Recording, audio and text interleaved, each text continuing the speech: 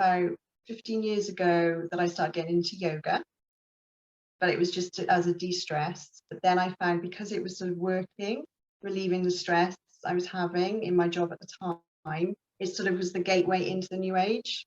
Mm-hmm. So then I got into meditation, but I didn't get deeply into it until I had the spiritual awakening after my son was born. So that was about 11 years ago that I had this sort of awakening. It was after I gave birth to my son, after a trauma. And I believe the trauma sort of brought that awakening on. As we find with many people who have a spiritual awakening, it's usually something like a rock bottom moment or something happens. Yes. So not long after having my son, I then found myself being a single parent as we separated. And then what happened was I became very, very obsessed with my yoga and meditation practices after coming across a certain book that was all about, because I was struggling a little bit, I had anxiety and stuff, and I always sort of felt that I tend to go towards the negative quite a bit. So I found this book that was all about positive thinking, manifestation, and you could feel this amazing peace through meditation. So that's when I had like this new addiction to meditation, and I thought I found the keys, the secret, everything, as you do, you find something. You're the magic pill, magic like, pill. this is it. This is what everyone needs to know. I was a single mother. My son was only 8 months old. I'd separated from his father, and all that tough experience went away, and I found my strength through doing yoga and meditation every day and reading this book about positive mindset. And it's what basically got me through. But in the process of doing that, it also isolated me. So because I had this anxiety after, and the only thing that would get rid of that anxiety is doing these practices every day. And I would get this amazing rush of bliss.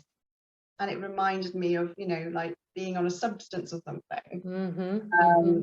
And I thought, well, I've never felt like this before, like rushes of love naturally. I was just from doing yoga and meditation and thinking positively. And then I'd get all these like symbolism and sequences, and I was seeing like 1111 everywhere and all these numbers, and I kept seeing owls, like just owls everywhere. And I thought, this is some sort of weird guidance, and I'd be like, oh, it's my power animal, right? Yeah. And I really believed it, and because it's real, it's happening. You're having these synchronicities, and every time I'd see it, I'd get a rush of love. And I thought, well, this is some sort of universe, higher power thing going on, guiding me on my spiritual path. Because I didn't use the word God at all. I wasn't comfortable, never even thought about Jesus, never once. Not interested in any kind of other religion or anything. Just maybe Buddhism I was quite interested in. But so I've had this I was on the spiritual path. And then because I had such a passion for what I was reading and what I was learning and my own experiences from doing yoga and meditation, this bliss I was having all the time from doing it, I became addicted to that. I became like addicted to the bliss. I wasn't drinking, I wasn't doing anything, I wasn't going out. I was very much focused on me and my son and empowering myself. And because I was on this journey, I then wanted to pass it on. As you do, you want to empower others and tell everyone, the whole world. I was like literally shouting it from the rooftops that spirituality is amazing. The universe has your back, all this stuff, right? And I would share all this stuff on social media. And I did actually inspire other people with what I was sharing. And it felt good. But it also I isolated myself more because I wasn't relating to people anymore. It was like I was always positive, and I think when you become always positive, it's almost like you live in this bubble that real life and friends were falling away, if you know what I mean, like they were falling away. And the next thing, I felt I was quite isolated, and I thought, and then I was reading that on your spiritual path, people will fall away, it's okay, you're up leveling, it's normal. And now looking back, it was lies. It's like it was all lies to actually keep me isolated. And especially as a single mum, when I look back, it was the worst thing for me. Like I wanted to be that strong, independent mother. And almost like, I think after separating with my son's father, the last thing I wanted was pity. So it was like, no, I'm fine. It was always, I'm good. I'm really, feeling amazing. And but I think deep down, I wasn't really fine. But I thought I was because I had all this, spirituality and the bliss and everything. So, yeah. Can I just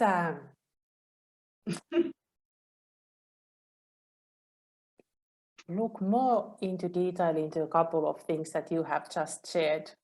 Because many of that resonates with me so Really. strongly, and I'm sure it resonates with many others, because what has happened to you, that is not in isolation. That is such a common thing. So first of all, the traumatic experience, that is the moment where the demonic spirits attack, when we are in the weakest. Yes. And we start doing things that we think is good for us, like yoga and meditation, as you said, is the gateway. Yeah. And because we don't investigate those things, we don't question those things, we don't look into the truth of them, what is really going on, what they really are. Yeah. We just go with what makes us feel good in the moment. Like you said, this bliss in the moment. But then you need to keep doing it to maintain it. You need to then it becomes addictive. And in the end, if we knew the truth from the beginning, we would have known that we are actually addicted to demonic spirits wrapped in light. And that is a big lie, and big deception is that if something feels good in the moment, that must be right. Yeah. And that it couldn't be further from the truth. Yeah. And And the what you said about the positive thinking, it is such a trap that on the one hand, we are like taught that if you think anything negative, you attract all that negative immediately. So then you feel guilty for thinking negative.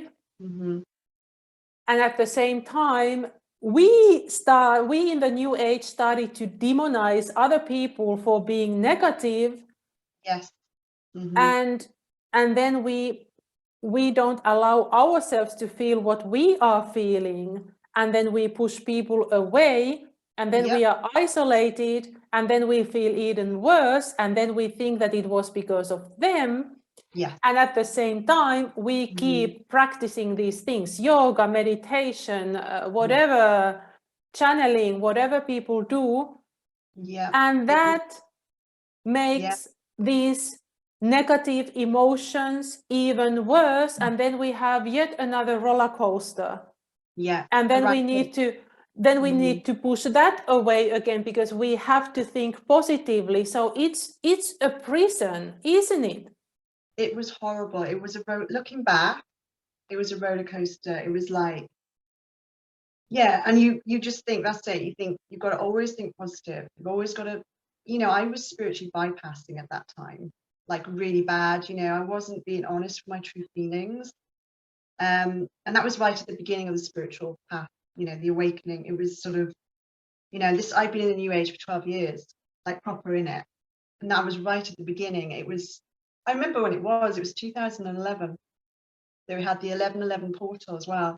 And I kept seeing 1111 everywhere. So it was like all that bliss. It was false light, all that false light that comes from this Luciferian. It is Luciferian.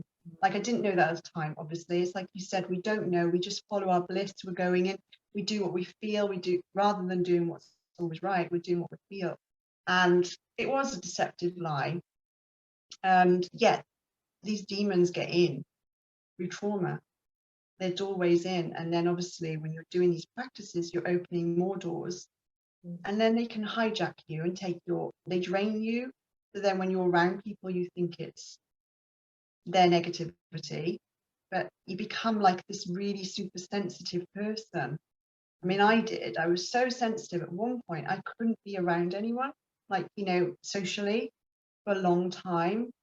And then you'd read that this was normal, it's a spiritual awakening. I mean, it's not normal to have a spiritual awakening that makes you feel awful. Like I had like many dark nights of the soul, and I thought that was normal. And then obviously the up leveling, isn't it, as well, when you go through and you're on your back with ascension symptoms for like a couple of weeks. That's not normal. Like at the time, you're told it's normal to have all these physical ascension. I mean, that's another lie, but we didn't know that at the time. And then I was getting all these visions and stuff, like you're a star seed, you're a light worker. And all like, these at the badges time, of honor and all these medals yeah, and awards yeah, that we get yeah, that put us even higher yeah, and higher in this yeah, tower where we think that we are something better than yeah, others, and that's yeah. just feeding and feeding and feeding. And It was like that, yeah. and what you just said about that we invite these demonic beings into our lives, and because the demons, they are legalists. So without knowing, we contract with them. We sign a contract with them by practicing these practices, by doing yoga, by meditating, by reading these books. We have Yeah, no idea, but we give them legal rights to enter in our lives by doing that. And yeah, that's it. And they know and that you're one of is the. and that is so dangerous. We are contracting with demons Mm-hmm. without knowing that we have a contract with them. That's it. I mean, I thought I was connecting to, because I never, like I said, I never said God. I thought I was just connecting to the universe, higher power, source, or whatever it was, you know. And but the thing is, you know, the devil, demons know your vulnerabilities, they know your insecurities. So it's almost like, at the time I didn't know this, but I was given all this amazing stuff. Like I was inspiring people. People were looking up to me. They were thinking I was this most, like people would say, you're the most happiest person I know. You're the most positive person I know. And I'd love that, you know, because I always wanted to be a positive person. So it's like the devil said, yeah, I'm going to give you all this. But then the bargain, you know, I lost a lot of people then because people were like looking up to me and putting me on a pedestal. That's dangerous. And like, I didn't know that, but that separates you from people. And I didn't like that. That's horrible because I'm not perfect, never was. No one is. And it is And devastating for the then you soul. fall off the pedestal when they see that actually you're a human and you make mistakes, which And I also have. this happiness and this positivity, it is fake, it is not real, because the roller coaster is there, as you said, Yeah, like these moments of yeah, happiness and positivity. They yeah, just go past very, very quickly, and it is really not permanent and not real. And then you yeah. need to keep feeding it, It was feeding like it. in That's an exactly it. like in Because I an thought, yeah. yeah, I But thought I was happy. I thought I genuinely was happy. Like I wasn't being fake because I thought I'm happy, and everyone needs to know that this is the key to, you know, if you do yoga and meditation, but you take those things away and be back to like feeling anxiety.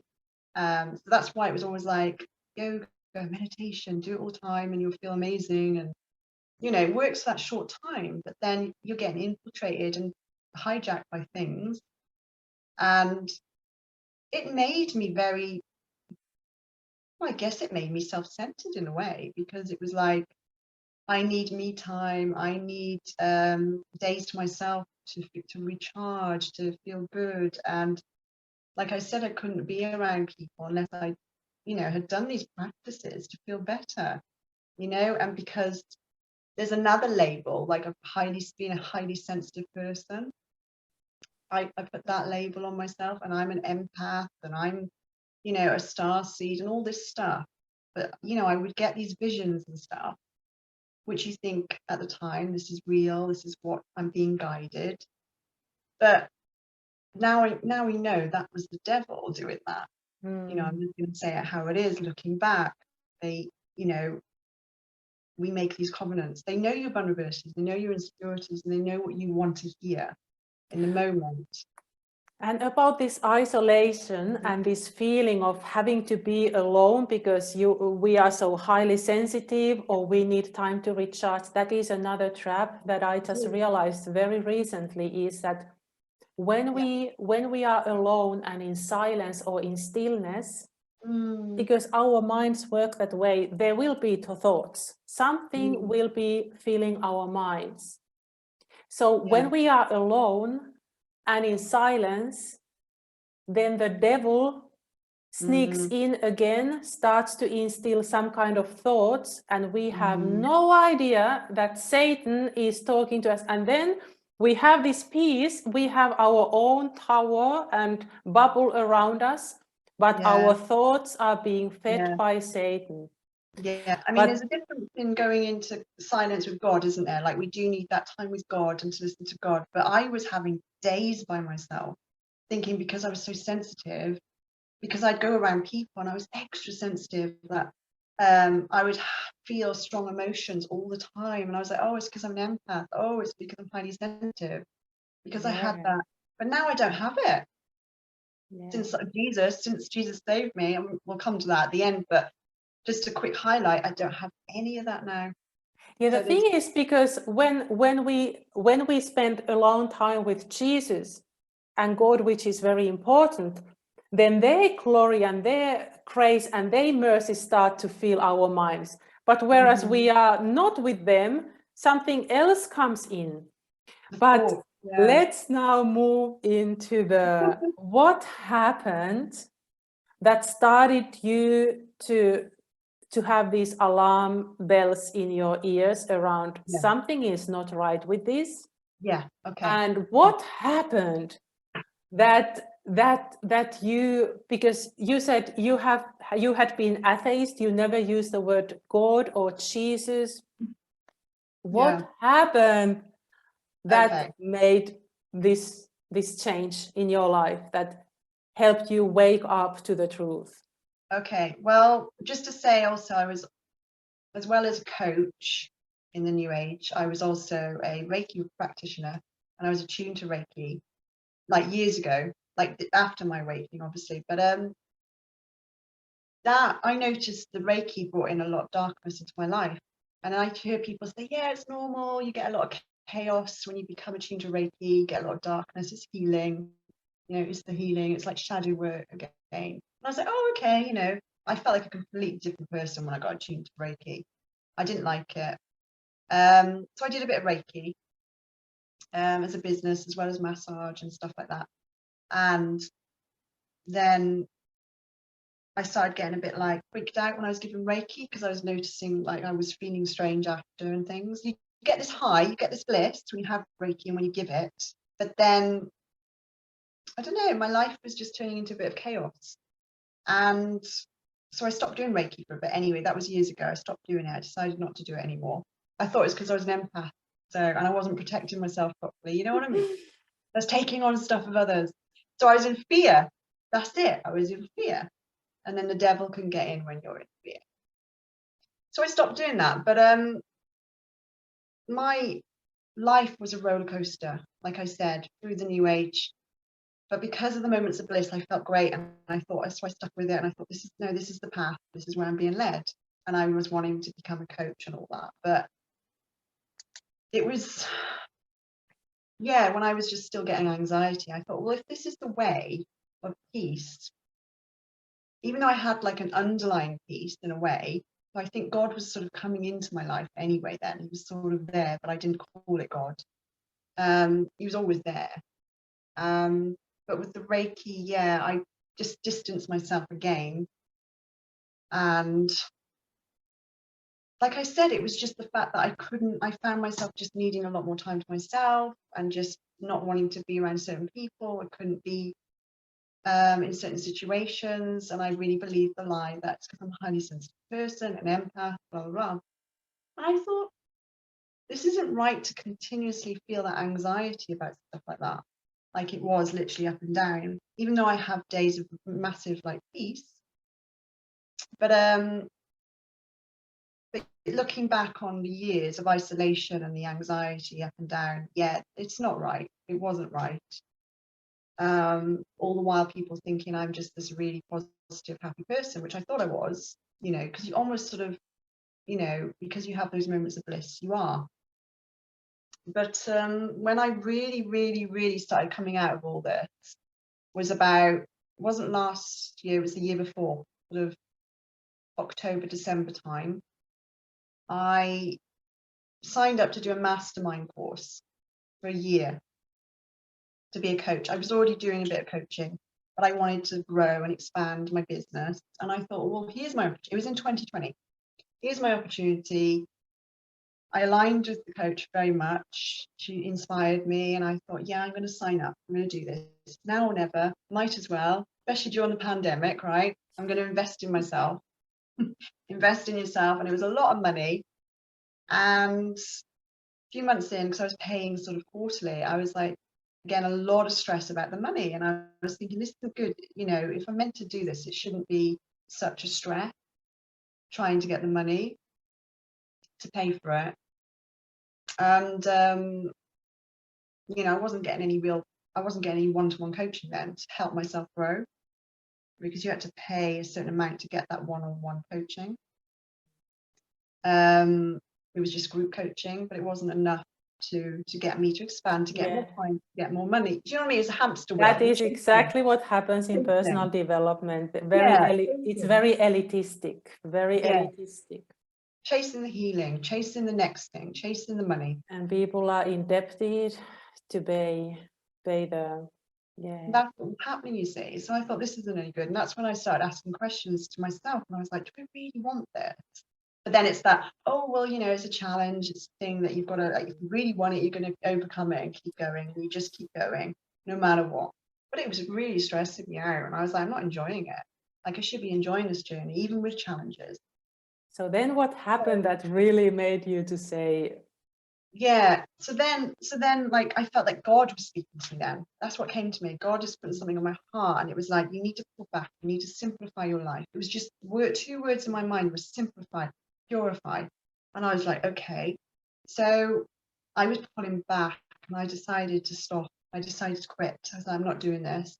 Actually, I don't want to be some top-notch coach, you know, with loads of money. I actually don't. And I just want a simple life, a humble life. And I was guided to sort of teachers online just to sort of see their work and what they were talking about. And they were exposing the new age a little bit. They were exposing, it's funny because my coach at the time was saying, oh, you need to be doing your Reiki, offer that, that'll bring in some money. And I was thinking, I don't feel like wanting to do Reiki. I don't know why, I just don't want to do it. And I didn't want to do that because it'd be fake. You know, I don't want to offer something that I don't believe in anymore. I don't feel good about. And I didn't know why. And then I came across some information online and people were exposing Reiki and saying how it is demonic, it's false light, and demonics can work through you. And I was like, that made sense. It resonated with me. And it made sense to why I didn't want to and why I was questioning why I didn't want to do it. So I was relieved instantly. I was like, right, well, there you go. And then what was the other? I just kept pulling back, stripping back everything. I didn't want to be a coach anymore. Didn't want to do anything. I was just like, I just want to focus on being a mum. I came offline for a bit. I was like, I just want to be at home with my little boy, focus on that. That's all that matters right now. And life got a lot easier and everything was getting a bit clearer. And then I got into this sort of the Christos Sophia thing. So it was sort of coming towards that way, but it was still not proper truly to God. And I got a bit sort of down that rabbit hole. And I quite like that, the divine masculine, divine feminine. But as we know, that's just another trap. It is. And then I was sort of found myself pulling away from that. And then I found some more exposure on the new age stuff, which made sense to why I was pulling away, why I didn't want to do yoga anymore, because I hadn't done yoga for like a few weeks, meditation, I wasn't doing it anymore. And I didn't feel like doing it. And I thought that was bad because everyone knows me to be doing yoga and meditation. I just didn't want to do it. I didn't want to do any practices. And also the other one was the moon. I stopped with that as well. Yes, I the stopped worshipping worshipping. of moon. It's just Oh, like, no. It's so bad. It's so it's satanic. so bad. It's so Yeah. satanic. And so many people, like I was obsessed with the moon. I would do the full moon status on my social media every month, the new moon. I would do all the rituals, but I also pulled away from that, and I was like, I don't want to do it tonight. And then I felt bad because I'd be like, I should be doing my letting go list and my ritual. So how did Jesus then find you in the end? But yeah, so get into that. So I stopped with all that. So I found out that was all very wrong, basically.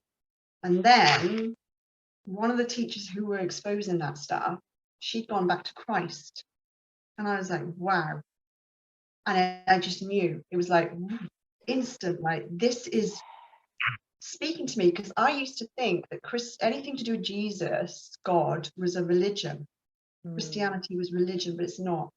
And that's only if it's the man-made rules and, you know, dogma in the churches. And I was like, it's really like calling to me. And then I was on the fence. This is when it happened. I was like watching a sermon. It was Derek Prince's sermon. He is amazing. And I was just like, I want to be a Christian. I want to be a Christian. You know, all this was coming through me. I was like, I just want to do it. And then I was like, no. But what about this? What about that? It's almost like, because I was thinking about making that jump, the devil got on my mind and was like, yeah, but what about this? The Bible isn't, you know, it's been edited, and all this stuff was coming into my head about all the lies I heard of my own family upbringing, about the Bible, the New Age, and also the cross, the situation, what happened, you know, all these stories of, oh, that wasn't right, or whatever. And I knew that was the devil coming in, not until after what happened. But so I wasn't very well at the time, actually. This happened 5 months ago. This happened 5 months ago. I wasn't very well. And in my like sort of indecisive, like I was on the fence, the devil basically got me big time, because they say if you're on the fence, you know, if you're not hot for God, you're not all in, he can still get you. So I had the worst attack ever, spiritual attack. And I was really like sort of upset. I had my eyes closed and put my head in my hands. I was on my bed. I remember it so well. I just finished watching Derek Prince, and then I had a flash of Jesus. He came to me, and it makes me want to cry. Like, he was there standing with his hand out. He didn't say anything, he just stood there. It was like the background was like a desert, like mountains. He was in a white robe. It was a very classic picture of him. And he put his hand out, and then he just disappeared, and it was like a flash of like almost like a big star, like just a flash. It was a flash in an instant. He was there and he was gone. I had my eyes closed, and he put his hand out as if to say, are you going to jump now? And from that moment I jumped all the way in. I wasn't on the fence. I was like, yeah, it was like, you cannot doubt. It was like, you cannot doubt me. And ever since then, I knew, I was like, I've just been saved. He literally pulled me out. And ever since then, I've seen everything. And I've had to humble myself so much, you know, like really humble. And that's when I was like, pulled away. I came off social media for a while. That happened actually. No, I came off social media for 2 months. And in the 2 months that happened. And since then, I've been guided to Christian people in my local community. You know, I go to a church now, and it just happened like that. And it's so pure and so simple. There's no confusion anymore. I don't do practices. I don't do rituals. I had to quit my coaching business. I had to quit my Reiki business. All of it. I had to go. I was coach at this time when this happened. A woman empowerment coach, and I was sort of teaching, because my coaching was New Age practices. So I had to just close it down. And obviously I said I stopped the Reiki. So if this wasn't like a real thing, like you don't close your business and just do nothing. And that was what it was. I was like, right. And then he guided me to go and start working in the community. as a carer. So that's what I'm doing as my day job. I'm a single parent, I'm a carer, but I've also just started this online business, as you know, which was God guiding me. I wanted to wait for what he wanted me to do. But yeah, everything, like now I just feel completely like I don't need any practices. It's so simple. I pray and, you know, all my needs are met with him.